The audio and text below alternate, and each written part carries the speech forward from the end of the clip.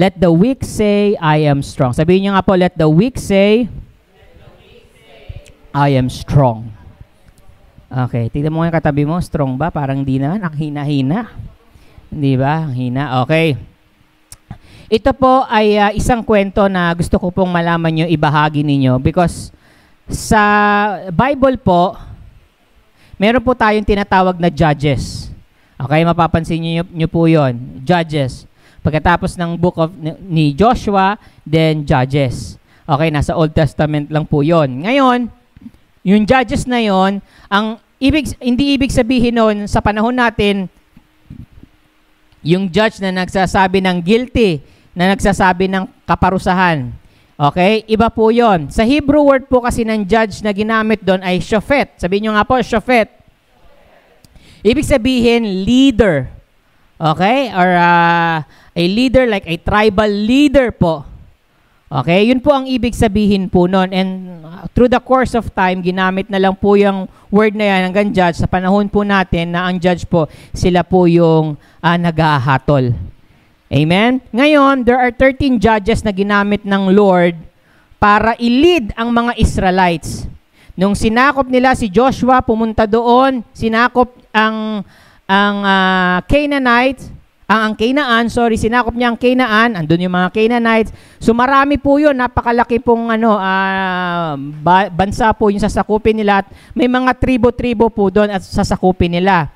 Nung nakapasok na po ang mga Israelites doon at meron pa mga natitirang bansa na kailangan nilang sakupin or bayan, ay ang problema nung namatay na po si Joshua, alam niyo po, merong kapanahunan na ang Israelite ay tumalikod sa Diyos. Sila po ay nawala.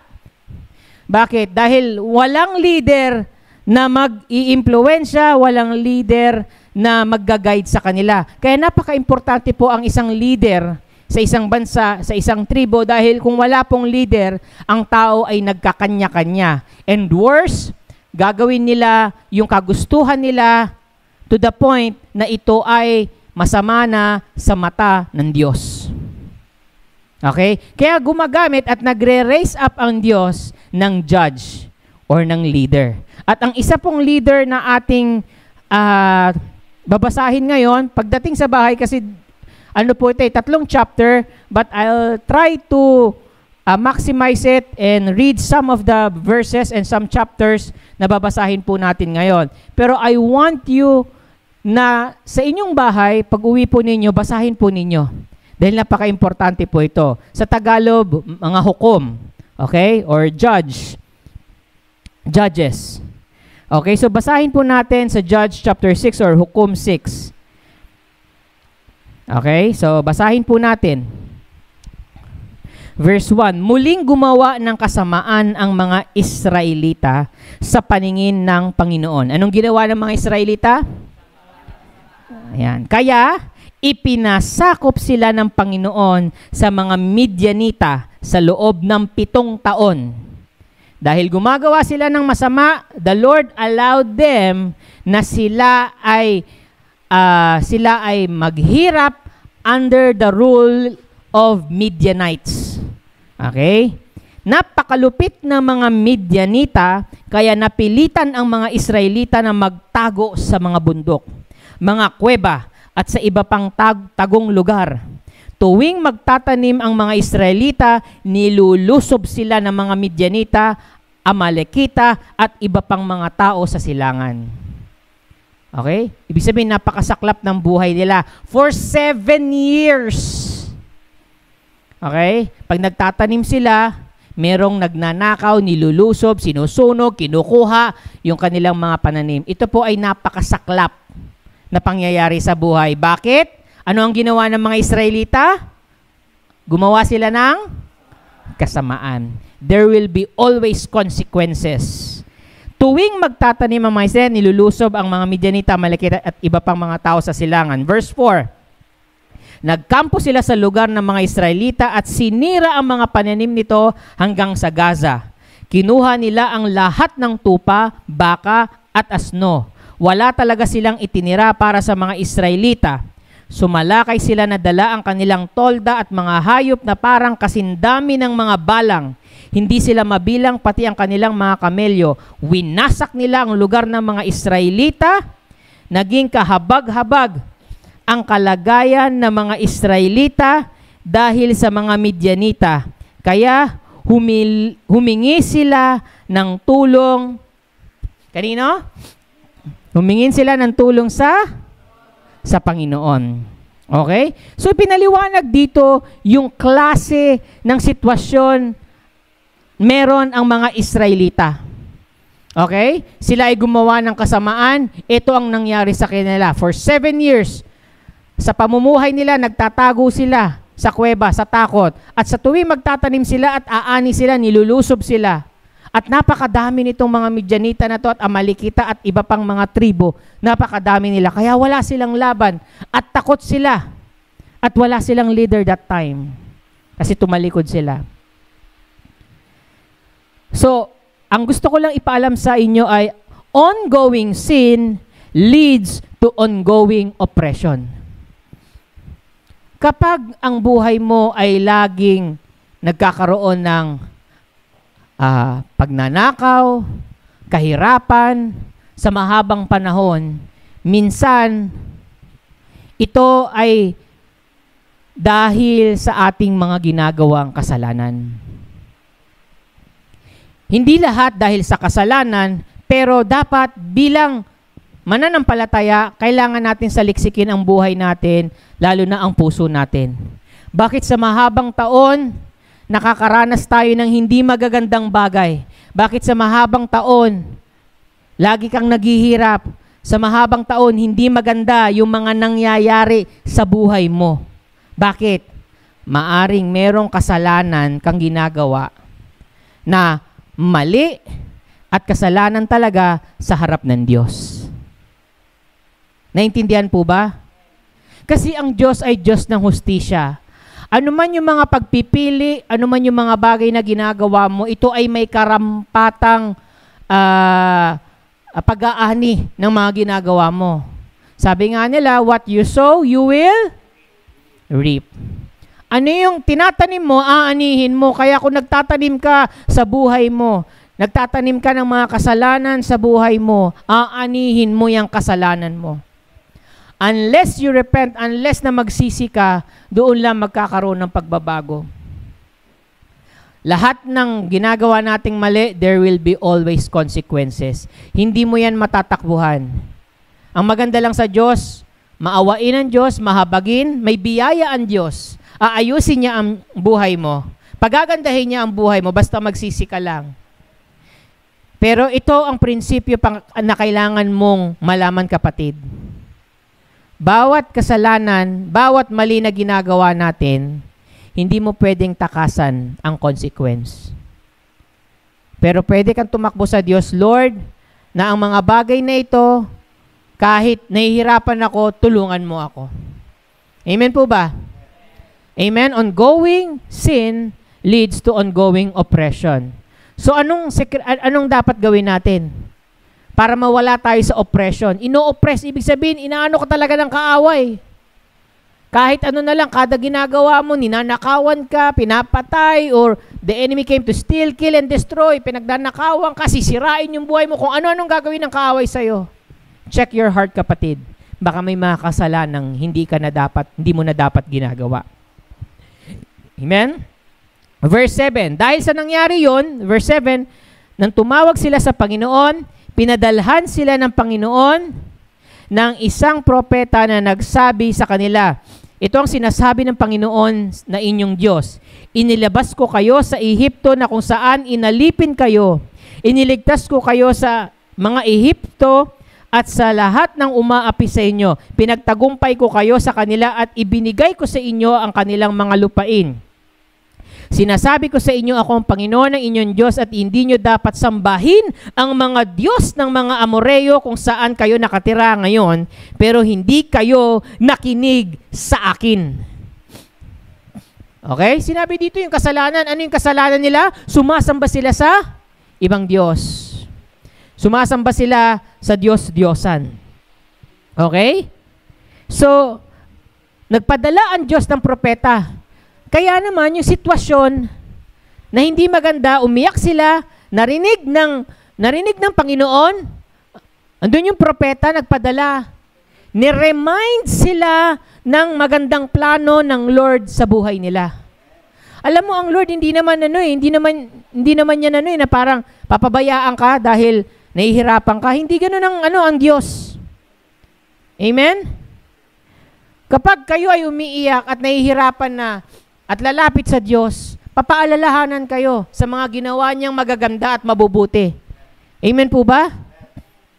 Kaya padala siya ng propeta.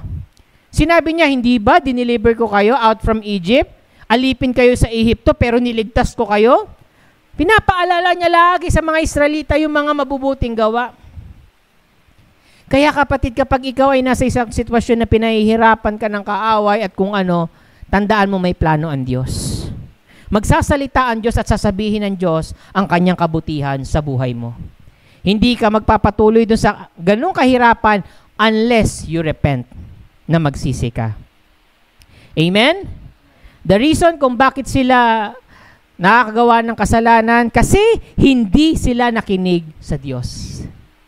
Verse 11, pagkatapos dumating ang anghel ng Panginoon sa Ofra, naupo siya sa ilalim ng puno ng terebinto na pag-aari ni Joash na mula sa angkan ni Abizer.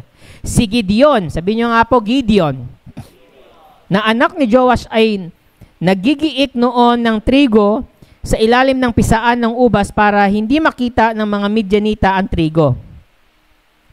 Kasi nga nagtatago sila, kaya siya nagigiik ng trigo. Pagkain nila, ng mga inani nila, so nagtatago sila, doon sila magaling magtago. Okay? Pero ang Diyos may plano. Amen? Sabihin nyo nga po, may plano ang Diyos. Verse 12, nagpakita sa kanya ang anghel ng Panginoon at sinabi, ikaw, magiting na sundalo, ang Panginoon ay sumasa iyo. Sumagot si Gideon, kung sumasa amin nga ang Panginoon, bakit ganito ang kalagayan namin? Bakit hindi na siya gumagawa ng himala gaya ng ginawa niya noon nang inilabas niya sa Ehipto ang aming ninuno? Ayon na rin sa mga kwento nila sa amin at ngayon, pinabayaan na kami ng Panginoon at pinaubaya sa mga Midianita. Amen? So nakita ni Gideon na andiyan ang Panginoon, tinatawag siya, narinig niya. Pero ang sagot niya, kung nasa amin ka, kung kasama mo kami Lord, bakit nangyayari sa amin to? Pero alam din ni Gideon yung mga ginawang kabutihan ng Diyos. Pero nagtatanong siya, bakit? Valid ba yung tanong ni Gideon kay Lord? Valid ba? Valid naman, di ba? Bakit nga naman, Lord? Kasi nga, hindi sila nakikinig. Amen? Hindi sila nakikinig. And verse 14, basahin po natin sabay-sabay. Verse 14.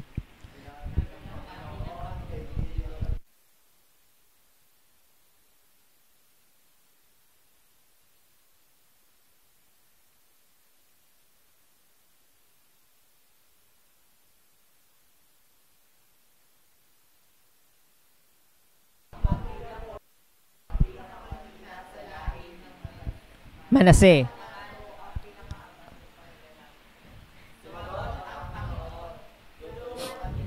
At lilipulin mo ang mga Midianita. Sipin mo yon. Alam niyo pa kung gaano to yung Midianita na to. Sabi nga, para silang balang or locust, ganun kadami yung pag nagtipon-tipon na ang dami, sobrang dami nila. Pero anong sabi sabi ng Panginoon, humayo ka at gamitin ang buong lakas mo sa pagliligtas ng Israel. Si Gideon, anong ginagawa niya? Nagigiik lang siya ng trigo. Yan lang ginagawa niya. Nag-aani. Pero tinawag siya ng Panginoon, gamitin mo ang lakas mo para iligtas ang Israel. Pero anong sagot ni Anong sagot ni Gideon? Paano ko po maliligtas ang Israel? Ang pamilya po namin ang pinaka-mahina na lahi ng Manase. Sila yung pinaka-weakest of the weak. Kung may mahina, sila yung pinakamahina. Paano gagamitin ng Diyos ang isang mahina para iligtas ang kanyang bayan na Israel, kanyang mga tao? Pinakamahina, hindi kilala, nagtatago sa kuweba. Pero bakit siya ang dinalaw ng Panginoon? Siya ang tinawag ng Diyos. Maaring sa inyo dito nakaka-relate kay Gideon. Tinatawag ka na ikaw ang gagamitin para iligtas ang pamilya mo sa kahirapan. Maaring ikaw ang tinatawag ng Diyos para iligtas ang pamilya mo sa sakit. Maaring ikaw ang tinatawag ng Diyos para iligtas sa lahat ng kasamaan, kahirapan na dinanas ng pamilya mo sa mahabang panahon at walang ibang gagamitin kundi ikaw. Pero nakikita mo ang sarili mo gaya ni Gideon na ikaw yung pinakamahina sa iyong lahi. Bakit ako, Lord? Ako yung walang pinag-aralan. Ako yung walang pera. Pero hindi nagkamali ang Diyos na tawagin ka niya. Amen? Sabihin mo sa katabi mo, hindi nagkamali ang Diyos sa iyo. Amen? At sabi niya kay Gideon, ililigtas mo ang Israel na para ka lamang nakikipaglaban sa isang tao. Ha? Paano mangyayari yun? Anong klaseng pakikipaglaban yun na para lang ako nakikipaglaban sa isang tao pero matatalo ko yung buong Midianites at iba't ibang tribo? Paano mangyayari yun? Sa Diyos, walang imposible. Amen? Sa tao lang, minsan tayo nakikita ng imposible. Pero sa Diyos, posible. Hukom 7, Kapitulo 7. Nang araw na iyon, maagang gumising si Jerubbaal na siya ring tawag kay Gideon. Kasama ng mga tauhan niya, nagkampo sila sa may bukal ng Harod. Nagkampo ang mga Midianita sa hilaga nila sa lambak, malapit sa bundok ng More. Sinabi ng Panginoon kay Gideon, napakarami mong kasama. Baka isipin nila na natalo nila ang mga Midianita dahil sa sarili nilang kakayahan at hindi dahil sa akin. Kaya sabihan mo sila na kung sino man ang natatakot ay maari nang umalis dito sa bundok ng Gilead at umuwi na. Nang sinabi ito ni Gideon, umuwi ang 22,000 at 10,000 na lang ang natira. So there are about 32,000 sila Gideon. Iba-ibang tribo. Nagano sila? Sila ay nag-unite, nagsama-sama. Pero sabi ng Panginoon, 32,000, Gideon, masyadong marami yan. Pero sa totoo lang, mas madami ang Midianites, higit pa sa 30,000. Napakadami nila. Paano mangyayaring madami? Paano namin matatalo yon? Kung ang 30,000 plus ay kakaunti, ay sobra, ayon sa kaisipan ng ating Diyos. Susunod ka ba, kapatid? Baka makipagtalo ka sa Lord. Hindi, Lord, kailangan ko nito, kailangan ko. Diba? Minsan yung pera mo na lang, sige, ibigay mo. Hindi, Lord, kailangan ko tong pera. Kailangan ko tong taong to. Nagtitiwala tayo sa sarili nating lakas. Nagtitiwala tayo sa sarili nating karunungan. Gusto ng Diyos, magtiwala ka sa Kanya. Faith must lead you to obedience. Faith must lead you to obey God's instruction. Kailangan matuto kang sumunod sa salita ng Diyos. Amen? So, ang ginawa niya, sino yung mga natatakot dito? Umuwi na. Marami palang natatakot. Di ba? Nagpunta, nagsama-sama. Sige, lulusubin natin. Pero na sinabi, yung mga natatakot, umuwi na. Isipin mo yon, out of 30,000 plus, 22,000 ang umuwi. Bakit? Mga takot. Hindi pwedeng lumaban ang mga takot. Amen? Ang mga Kristiyano, ang mga disipulo ni Kristo ay hindi mga takot at hindi duwag. Tayo ay lumalaban, tayo ay susugod, at tayo ay magtatagumpay. Amen? Verse 4, at sinabi ng Panginoon kay Gideon, marami pa rin ang naiwan. Aba, 10,000 na nga yung naiwan. Sabi pa ng Lord, marami pa rin yan, Gideon. Oh my God. 10,000 na kami. Gusto mo pa kaming bawasan, Lord? Marami pa rin? Dalhin mo sila sa ilog at susubukin ko sila. Kung sino ang sasabihin kong makakasama ay isama mo. At ang sasabihin ko na wag isama ay wag mong isama. Kaya dinala ni Gideon sa ilog at do'y sinabi ng Panginoon, ibukod ang lahat ng umiinom ng tubig sa kanilang kamay na parang umiinom na aso. At ibukod din ang umiinom ng nakaluhod. May 300 tao na umiinom sa kanilang mga kamay at ang iba naman ay umiinom na nakaluhod. Verse 7. Sinabi ng Panginoon kay Gideon, sa pamamagitan ng 300 taong ito ay ililigtas ko kayo at pagtatagumpayin sa mga Midyanita. Ang mga natirang tao ay pauwiin na sa kanilang lugar. Kaya pinauwi nga sila ni Gideon matapos ipaiwan ang mga dala nilang baon at mga trumpeta. Pinaiwan din niya ang 300 taong napili. Sa 10,000,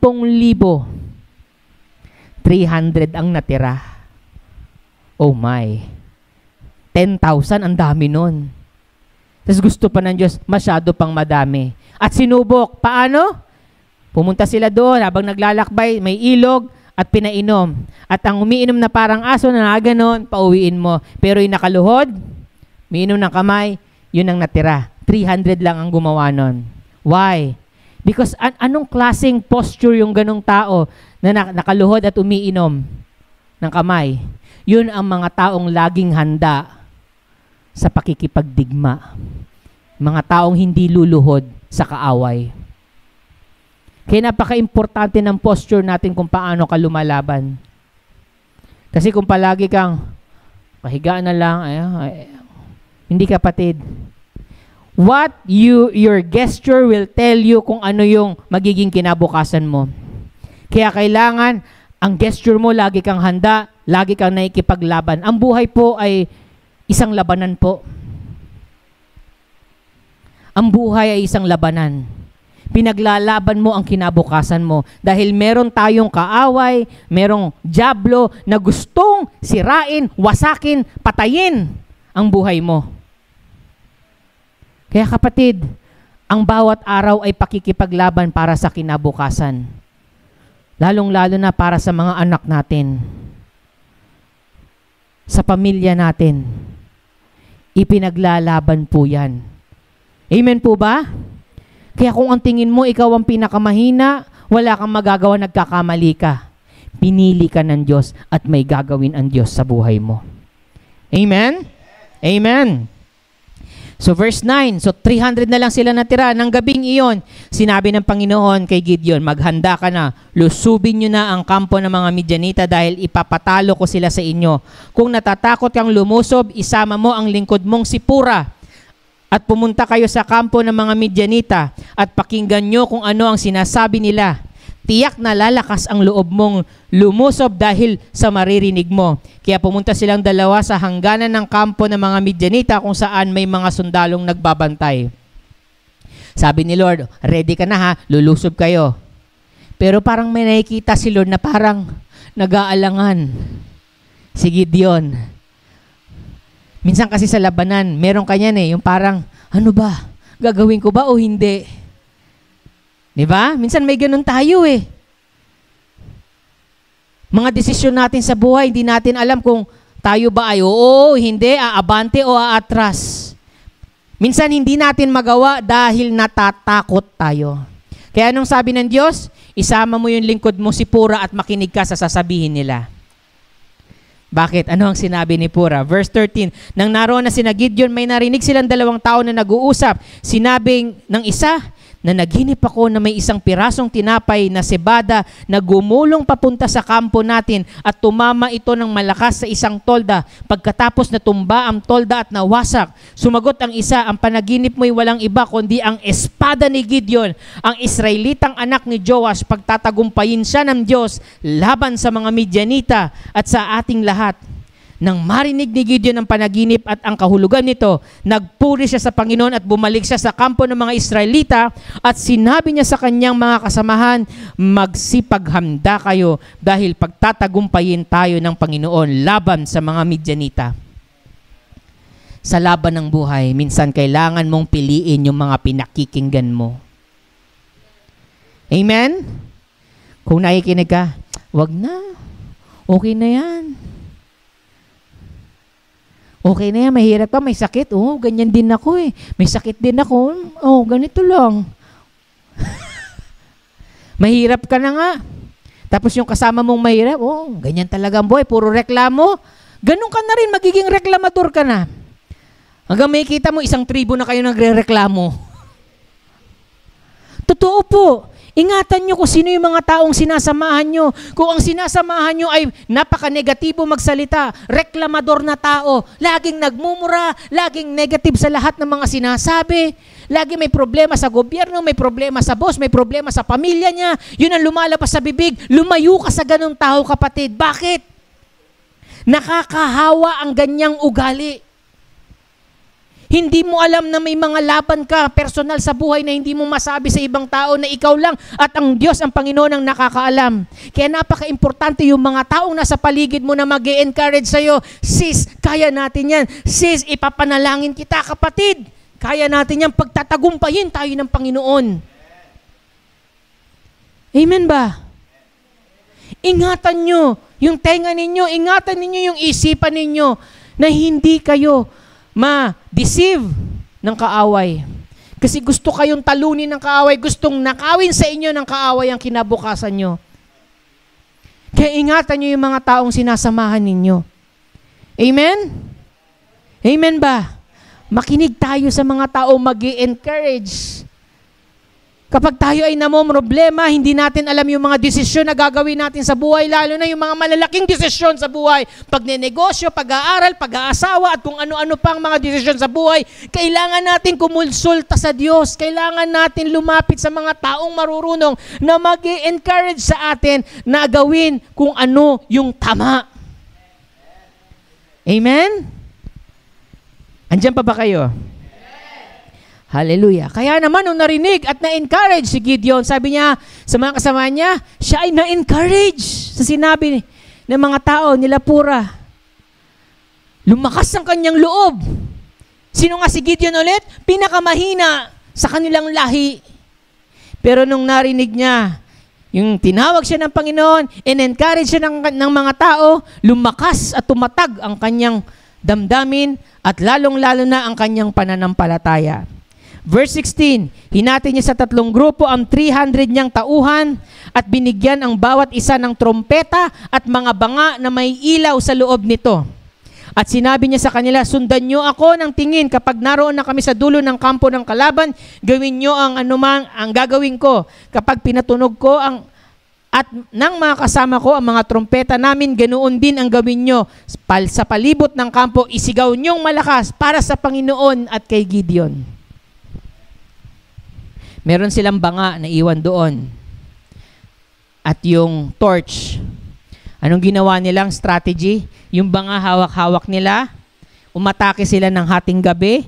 Yung ilaw ng torch para hindi makita, nilagay nila sa loob ng banga para hindi makita. Bakit? Kasi nung panahon na naghihirap sila, lalong-lalo na kay Gideon, magaling silang magtago. Naintindihan niyo po ba? Magaling silang magtago eh. Kasi yung mga, lagi silang sinusugod at pinagnanakawan noon. Ganon. Pero yung mga bagay na yon, yun pala ay may purpose at ginamit ng Lord. Kaya naisip ni Gideon na itago yun. At susugod na lang sila. At pag nakapwesto na sila doon sa kampo, sa tamang pwesto nila, tutunog ang trompeta, yun ang signal nila, at lulusubin nila. At alam niyo po kung anong paglusob ang ginawa nila? Pinagbabato nila apoy dahil hating gabi hindi makita, nagulat yung mga kalaban. At alam niyo po ba nangyari? Hindi naman actually sila nakapatay ng mga tao. Yung mga kalaban nila, sila mismo ang nagpatayan. Naguluhan po sila. Na-confuse ang mga kaaway. Minsan, ang kailangan mo lang gawin sa kampo ng kaaway ay guluhin siya para ikaw ay hintuin na guluhin ang buhay mo. Walang ginawa ang kaaway kundi guluhin ang buhay mo. Guluhin mo ang buhay ng demonyo. Ipaalala mo siya kung ano siya at kung saan siya pupunta. Dahil siya ay talunan na, tinalo na ng ating Panginoong Hesus. Ipaalala mo kung sino yung kaaway mo. Na wala siyang silbi at wala siyang kapangyarihan sa pamilya mo, sa buhay mo. Kasi baka nakakalimutan niya. At ikaw naman, nagpapaniwala kasi sinasabi niya. Kaya ganun po tayo, there will always be spiritual warfare. Amen? Verse 22, habang tumutunog ang trompeta, ang 300 na Israelita, pinaglaban-laban ng Panginoon ang mga Midianita sa loob ng kampo. Ang iba ay tumakas papunta sa Betshita at malapit sa Zerera hanggang sa Abel-Mehola malapit sa Tabat. Pinagtagumpay sila ng Panginoon, nag-away-away ang mga Midianites, nagtakbuhan yung iba. Sa mga susunod na verse, hinabol nila, pinagpapatay hanggang doon sa ilog. Nag-umpisa lamang sa pinakamahinang lahi. Amen? Nakikita mo ba na ikaw ay pinakamahina sa inyong angkan? Pinakamahina sa pamilya? Minsan inisip mo, Pastor, wala akong sinabi. Wala akong natapos na sa pag-aaral. Ganito lang ako. Ito lang yung pera ko. Maaring ganyan ang katayuan mo, kapatid. May isip mo, pinakamahina, pinakamahirap. May isip mo, parang wala kang silbi. Pero let me remind you today, God is speaking to you. Gagamitin ka niya gaya ni Gideon. Akala niya pinakamahina siya sa lahi, pero yung pinakamahina, kayang gamitin ng Diyos at iangat. At ikaw ay maglilid ng army at magtatagumpay ka at ang pamilya mo ay magtatagumpay. And because of that, nagkaroon ng kapayapaan sa Israel, sa mga Israelita, nang habang si Gideon ay nabubuhay. For 40 years, merong kapayapaan at kasaganahan sa mga Israelita. Bakit? Sumunod ang isang taong tinitignan niya na pinakamahina siya, pero kaya pala siyang gamitin ng Diyos. Kaya kapatid, ikaw ang pag-asa ng pamilya mo. Ikaw ang pag-asa ng lahi mo. For the next 40 years, yung anak mo, yung apo mo, at mga susunod na henerasyon, mararanasan ang kaginhawahan, kapayapaan, kasaganahan, dahil may taong sumunod sa Diyos. At walang iba kundi ikaw yun, kapatid. Tinatawag ka niya ngayon, kagaya ni Gideon. Amen? 3 things or 4 things that I'd like to share. God always sees the best in us. Maaring ang tingin mo mababa, pero ang tingin ng Diyos, ikaw yung pinaka-the best. Sa iyong paningin, sa iyong pananaw, ako yung pinakamahina, pinakamahirap, walang pinag-aralan at kung ano-ano pa, pero sa Lord, ikaw ang pinaka-the best. Sabi mo sa katabi mo, hindi nagkamali ang Diyos sa iyo. 1 Corinthians 1:26-29, for you see your calling, brethren, that not many wise according to the flesh, not many mighty, not many noble are called, but God has chosen the foolish things of the world to put shame the wise, and God has chosen the weak things of the world to put shame the things which are mighty. And the base things of the world and the things which are despised God has chosen, and the things which are not, to bring to nothing the things that are, that no flesh should glory in His presence. Kung ano yung tinatakwil ng mundo, kung ano yung maliit ang tingin sa'yo ng mundo, yun ang ginagamit pa ng Panginoon. Kung ang tingin sa'yo ng tao, tingin mo sa sarili mo ay hindi maganda, maliit, ikaw naman ay iaangat ng Diyos. Iba tumingin ang Diyos. He sees the best in us. Amen? Para sa Diyos, sa mata niya, ikaw ang pinaka-the best. Amen? Sabi mo sa katabi mo, kalabitin mo, sabi mo, you're the best. Second, we are all God's work in progress. Hindi porke tinawag ka, yes, I'm the best. Okay na. Hindi, kapatid. Yes, you're the best. Pero there is always a process. Kailangan ikaw ay lumakad sa pananampalataya, ikaw ay lumakad sa proseso ng Diyos. Ang pagbabago sa sarili, hindi overnight. Paggising mo, ikaw na yung pinaka-the best. Hindi, yes, ikaw yung pinaka-the best. You put that in your mind. Pero you are also a work in progress. Amen? Amen ba? Sabi mo sa katabi mo, you are a work in progress. Philippians 1:6. Basahin natin ng sabay-sabay. 1, 2, 3. Saan yun? Bakit iba? Being confident. Alright. Philippians chapter 1 verse 6. 1, 2, 3. Being confident of this very thing, He who began a good work in you will complete it until the day of Jesus Christ. Ano yung sinimulan ng mabuti sa'yo ng Diyos? Tatapusin niya yan. Manampalataya ka, dumepende ka sa Kanya. Maaring mahirap man yung proseso na pagdadaanan mo, pero you are a work in progress sa Panginoon. Amen? Magtatagumpay ka. Sa umpisa, hindi mo pa nakikita, pero sabi ng Diyos, tapos na, andito na, kailangan mo lang lumakad, kailangan mo lang lakarin.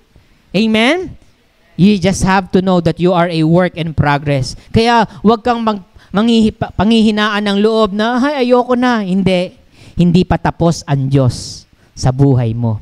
May ginagawa pa siyang mga mabubuting bagay sa buhay mo. Amen? Third thing, little is much when God is in it. Amen? Yung kakaunti, yan ay sapat na sa Diyos. Makapangyarihan na yan para sa Diyos. Minsan kasi sa reklamo natin sa buhay, hindi, kailangan ko nito, kailangan ko maraming pera para makapaglingkod ako sa Lord. Ang dami kong nakikitang mayayaman, Kristiyano, pero hindi naglilingkod sa Lord. Ginagawa lang, umuupo lang sa church, alis na, wala na. Ganun lang ginagawang ang church, ginagawang parang mall. Diba? Binibisita lang yung church. Hindi dapat ganun. Amen? Kaya kung ano yung meron tayo, ipagamit natin sa Diyos. Kaya minsan sinasabi natin, Pastorin, wala akong time little time. Alam mo kung ano ipagamit mo sa Lord. Ibigay mo sa Lord, kakaunti lang. Kasi lahat ng meron na na-enjoy tayo, galing naman yan sa Panginoon eh. At kung ano yung meron ka ngayon, makontento ka at ipagamit mo sa Diyos dahil pag pinagamit mo yan sa Diyos, mararanasan mo ang kapangyarihan ng Diyos. Akala ni Gideon, 10,000 or kailangan niya ng 30,000 para siya magtagumpay. Pero sabi ng Diyos, 300 lang. 300 lang na tao, kaya niya nang sakupin at nagtagumpay sila. Ikaw kapatid, anong meron ka? Huwag kang tumingin sa wala. Tumingin ka sa meron ka. Kahit maliit yan, gagamitin ng Diyos. Ang ating Panginoong Hesukristo, papakainin niya 5,000 tao. Actually, 5,000 men. Ang binibilang lang kasi mga lalaki. Pero that's all over 20,000 plus na mga tao, kasama mga bata at mga asawa, babae. Pero ano lang ang meron? Ito lang meron po. Ilang pirasong isda at tinapay na pagkasya sa napakadami at libo-libong tao. Amen? Ipagamit mo. Kasi kapag pinagamit mo, binigay mo sa Diyos, it is enough, and it is powerful, and He will multiply it. Matthew 17:20, see, Jesus said to them, because of your unbelief, for assuredly I say to you, if you have faith as a mustard seed, you will say to this mountain, move from here to there, and it will move, and nothing will be impossible for you. Kailangan mo lang yung buto ng mustasa. Ano ba mustard sa Tagalog? Diba? Mustard. Mustasa ba? Tama ba? Oo, maliit lang yun eh. Sobrang liit. Pinakamaliit na buto sa lahat. Garden. Sabi, katiting lang na pananampalataya ang kailangan ng Diyos. Katiting na pananampalataya mo lang ang kailangan niya. At walang imposible sa'yo. Amen? Matatapos ka sa pag-aaral mo. Maaring namumroblema ka sa tuition fee mo. Pero sabi ng Diyos, kakaunting pananampalataya lang. Manampalataya ka. Matatapos mo. Magtatagumpay ka. Kaunti lang na pananampalataya para sa negosyo mo, para sa trabaho mo, pararamihin niya ng Diyos. Pasasaganahin ka ng Diyos. Ipagamit mo sa Diyos, ibigay mo sa Diyos. Amen? And last thing is, God can turn a weak into a mighty warrior. Kayang gawin ng Diyos na ikaw ay maging mighty warrior, magiting na sundalo ng ating Panginoon. Ang mahina, kaya niyang palakasin. Let the weak say, I am strong. Amen? Sabihin niyo nga, let the weak say, I am strong. Malakas ka, kapatid. Malakas ka. Pero yung lakas na yan, kaya ka nagiging malakas dahil sa kalakasan ng ating Diyos. Amen? Dahil sa pagtitiwala mo sa Diyos, pinalalakas ka niya. Amen? Ano man yung pangangailangan mo, kapatid, ibibigay sa iyo ng Diyos yung kalakasan, karunungan ba ang kailangan mo? Ibibigay sa iyo. Magtiwala ka lang sa Kanya. 2 Corinthians chapter 12 verse 9 to 10. But He said to me, my grace is sufficient for you, for my power is made perfect in weakness. Therefore, I will boast all the more gladly about my weaknesses, so that Christ's power may rest on me. That is why, for Christ's sake, I delight in weaknesses, in insults, in hardships, in persecutions, in difficulties. For when I am weak, then I am strong. May mga taong mag-iinsulto sa'yo. May mga sitwasyon na ikaw ay ipe-persecute, pagtatawanan ka sa pananampalataya mo, sa buhay mo, sa kahirapan mo, sa sakit mo, sa pagiging mahirap mo. Maraming mga taong ida-down ka, maliliiting ka. Pero sabi ng Lord, ang biyaya ko ay sapat para sa iyo. At kung ano yung meron ka ngayong paghihirap, itaas mo ito sa Panginoon. Ibigay mo ito sa Panginoon. Dahil ang Panginoon, lagi ang kanyang mga mata nandoon sa mahihina, sa mga mahihirap, sa mga naghahanap sa Kanya at nagtitiwala, at palalakasin niya ang mga mahihina. Amen? Kaya hindi ka mahina, sa totoo lang, kapatid. Nararamdaman mo ang kahinaan, pero ang kalakasan mo ay nagmumula sa ating Panginoong Hesus.